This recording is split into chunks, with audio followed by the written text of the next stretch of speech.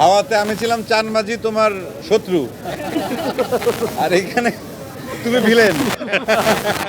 আসলে আমার আজকের আসাটাও চমক, আর পর্দায় যারা ইনসাফ দেখতে আসবেন তাদের জন্য একটা চমক। তা সেই চমকটা আমরা না বলি, যারা হলে আসবেন, যারা ইনসাফ দেখবেন, তারা শেষ চমকটা দেখতে পারবেন যে চমকটা আসলে কি। আর আমি নিজে এসে নিজে চমকিত হয়েছি সব কিছু দেখে, কারণ দুর্দান্ত লেগেছে সত্যি কথা।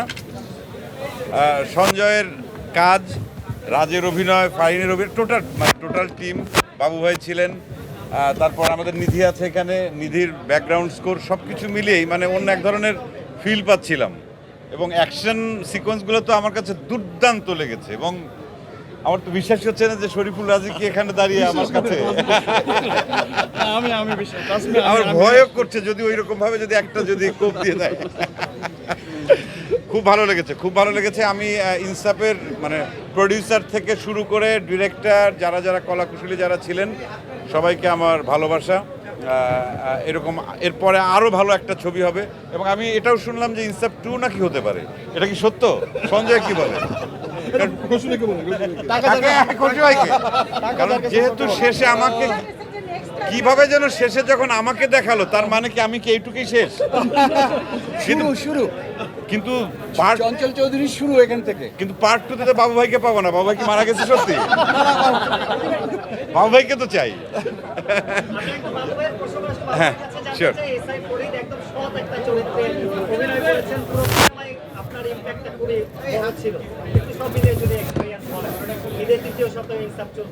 খুবই, এটা তো খুবই মানে আমরা আমাদের চলচ্চিত্র নিয়ে আশাবাদী হয়ে উঠছি আর কি। আমরা একসময় চলচ্চিত্র নিয়ে হতাশ ছিলাম, এখন আশাবাদী হচ্ছে। আমাদের দর্শকরা আমাদের প্রশংসা করছে, আমাদের দর্শকরা হলে আসা শুরু করেছে। আর আপনাদের মাধ্যমে দর্শকদের কাছে আমাদের অনুরোধ যে আপনারা হলে এসে ছবি দেখবেন। এর মধ্যে অনেক দুর্ঘটনাও ঘটে, অনেক ছবি পাইরেসি হয়, নানানভাবে দেখে। সেটা না করে আপনারা যদি হলে এসে ছবি দেখেন, হলে এসে ছবি দেখলে আরও ভালো ভালো ছবি, আমাদের যারা প্রযোজক আছেন, খসরু ভাই আছেন, কালাম ভাই আছেন, ওনারা সাহসী উঠবেন। ওনারা যদি আবার নতুন করে ছবি তৈরির কথা চিন্তা করেন, তাহলে একজন ভালো ডিরেক্টর ছবি বানাতে পারবে, আমরা ভালো অভিনয় করার আবার সুযোগ তৈরি করব, এবং আপনারাও একটু পরবর্তীতে ভালো ছবি দেখার আপনাদের সুযোগ তৈরি হবে। তো এইটাই হচ্ছে মূল কথা। হ্যাঁ, এইটাই হচ্ছে মূল বিষয়, যে আপনারা আমাদের সঙ্গে থাকবেন, আমরা সবাই মিলে আমাদের ছবিকে আবার সামনের দিকে নিয়ে যাব। ধন্যবাদ। আমি তো আসলে পেছনের সিটে বসেছিলাম একদম শেষের দিকে।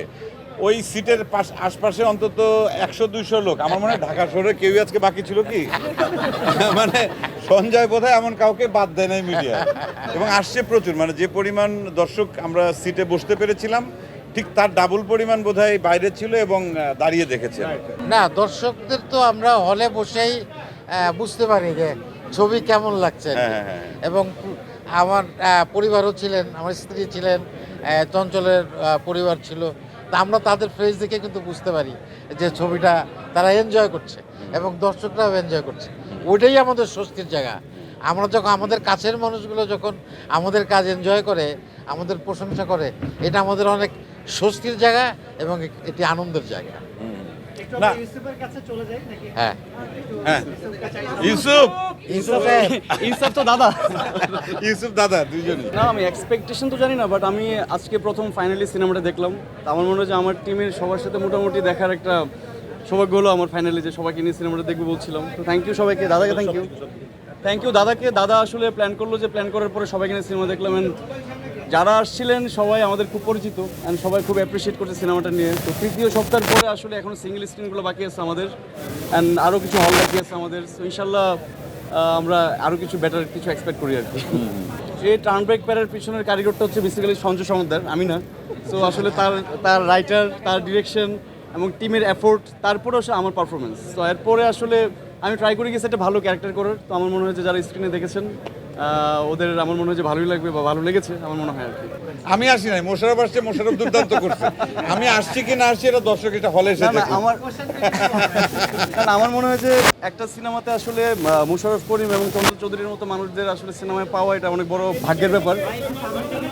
হ্যাঁ ওনারা বলতে চাচ্ছে ও আচ্ছা এদিকে না আমি যেটা বলছিলাম যে প্রশ্নের সামনে গিয়ে করো তাহলে আমাদের সিনেমাতে আসলে মুশাররফ করিম এবং চঞ্চল চৌধুরীকে পাওয়া হচ্ছে আমার জন্য অনেক ভাগ্যের ব্যাপার, কারণ আমার সিনেমা ক্যারিয়ারে আসলে যাদের সাথে আমার কাজের সক্ষতা বারবারই ওদের সাথে আমার দেখা হয়েছে অনেকভাবে অনেক সিনেমাতে।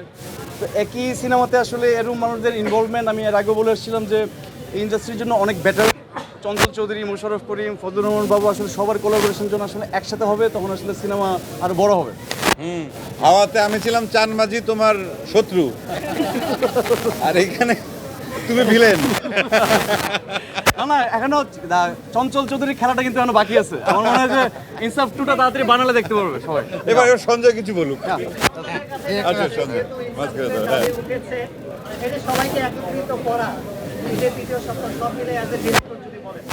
না এটা সত্যি, যেটা রাজের কথা ধরেই বলি, মানে চঞ্চলদা, মোশাররফ করিম ভাই, রাজ, বাবু ভাই, ফারিন, সব ধরেন আমার সিনেমায় বা আরও সবাই যারা আছে প্রত্যেকে এত মানে আমার মনে হয় পাল্লা দিয়ে পারফরমেন্স করেছে, এবং তারা মানে থ্রু আউট দ্য ইয়ার্স বা বছর ধরে, অনেক বছর ধরে তারা বাংলা চলচ্চিত্র, বাংলা সংস্কৃতির তারা একটা বড় ঝান্ডা তাদের হাতে। তো এই মানুষগুলো যখন একসঙ্গে আমার সিনেমা হয়েছে, মানে আই এম ভেরি প্রিভিলেজড। কারণ হচ্ছে এটা আসলে তারা যদি তারা নাই করতে পারতেন আমাকে, তারা যে আমাকে বিশ্বাস করেছেন, এবং একজন নির্মাতা হিসেবে আমি সেই জায়গায় সব থাকার চেষ্টা করেছি, প্রত্যেকে যতটুকু থাকে সে আমার প্রমিজের জায়গাটা রাখতে, এবং তারা আমাকে বিশ্বাস করেছেন, তাদের প্রতি কৃতজ্ঞতা। এবং এই ঋণ তো আসলে আমি আমার এই ছোট্ট জার্নিতে এটা বা অল্প কথায় বলাও যাবে না।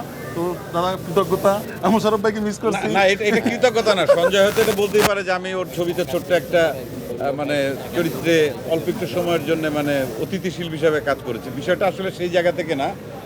আমি আসলে ব্যক্তিগতভাবে চাই আমাদের সামগ্রিক সিনেমার আসলে ডেভেলপমেন্টটা, এবং আমাদের সিনেমা যেন সারা বছর ধরে এরকম উৎসব মুখর পরিবেশে সিনেমা হলের জন্য দর্শকরা আসেন, দেখেন, এনজয় করেন। শুধুমাত্র 2 ঈদকে কেন্দ্র করে আর বাকি 8 মাস ফাঁকা থাকলেও, সিনেমা হল বন্ধ থাকলেও সেটা যেন না হয়। সেক্ষেত্রে সবাই আমরা সবার সঙ্গে আমরা একসঙ্গে কাজ করি। আমরা চাই যে সারা বছর ভালো ভালো সিনেমা নির্মিত হোক এবং দর্শক হলে এসে সেই সিনেমা দেখুক। এবং সেই জায়গার থেকেই কিন্তু আমি তুফান সিনেমাতেও সাকিবের সঙ্গে কিন্তু গেস্ট অ্যাপিয়ারেন্স বাবু ছিলেন তুফানে, আমিও ছিলাম। আবার এখানে সঞ্জয় বলেছে আমি দিয়েছি, আবার মোশাররফ দিয়েছে গেস্ট অ্যাপিয়ারেন্স, আবার সাকিব খানের ছবিতে নিশো দিয়েছে, সিয়াম দিয়েছে। তার মানে কি, এটা হচ্ছে যে আমরা সবাই আসলে একসঙ্গে কাজ করতে চাই সিনেমার জন্য। সারা বছর ব্যাপী আমাদের বাংলাদেশের সিনেমাপ্রেমী দর্শকরা যেন সিনেমা হলে এসে উৎসব করতে পারেন, সেটার জন্য আসলে আমাদের সামগ্রিক এই চেষ্টাটা দরকার, এবং এটা আমি মনে করি সেই চেষ্টার একটা অংশ।